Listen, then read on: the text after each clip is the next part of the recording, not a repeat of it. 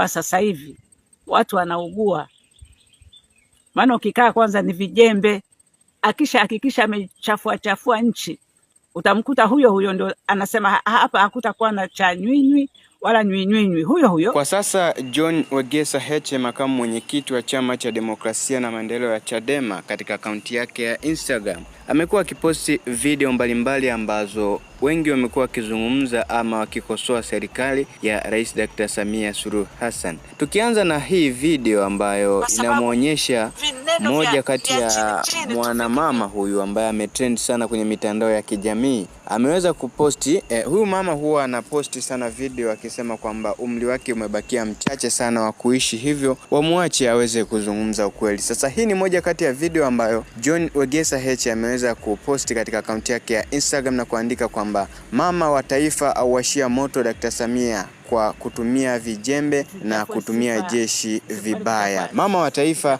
amwashia moto Dr. Samia kwa kutumia vijembe na kutumia jeshi vibaya. Alafu kwa chini akaweka kwamba Mithali 29:2 anasema wenye haki wakiwa na amri watu hufurahi, bali watawarapo watu huugua. Mithali 29:2, wenye haki akiwa na amri watu hufurahi, bali muovu atawarapo watu huugua. Sasa hii ni video ambayo imeweza kupostiwa na watu wameweza kuweka maoni yao hapa kwenye upande wa comment, lakini John Heche ameweza kusema kwamba kufuatia hii video sasa ameweza kuandika kwamba nifikiri mlimteka Polepole, Mdude, Kipanya, Soka, Ben saa 8 na wengine mkiamini kwamba mtafanikiwa kumnyamazisha kila mtu. Je, wamenyamaza? Kila siku wanajitokeza kina Mdude na Soka kwa maelfu. Hawa wanaozungumza sasa hawakuwepo wakati Mdude akisema, wala hatukuwahi kumsikia wakati Polepole akisema. Nyie mliamini sauti ya Polepole au Mdude ikizimika, sasa mtakuwa mmemaliza. Binadamu hawawezi kusujudu kwenye uovu hata kama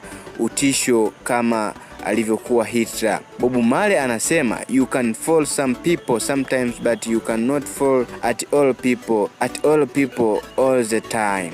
Ni moja kati ya comment ama maoni kwamba huyu mama hakuwepo kipindi Polepole wala Mdude akiongea, kwamba hawawezi wakisimamisha kila mtu hata kama watafanya uovu kama aliyofanya Adolf Hitler. Tunajua kwamba Adolf Hitler alikuwa ni miongoni mwa watawala wenye mkono wa chuma duniani. Sasa baada ya John Heche kuposti katika akaunti yake ya Instagram, imeweza kupitia baadhi ya maoni mbalimbali, watu wakicomment maoni tofauti, wengine wakimpinga kwamba sasa John Heche soko limeisha, nchi haikombolewi kwa kuposti Instagram bali aweze kumpambania Lissu. Wengine wamempinga na wengine pia wameweza kutoa maoni ambayo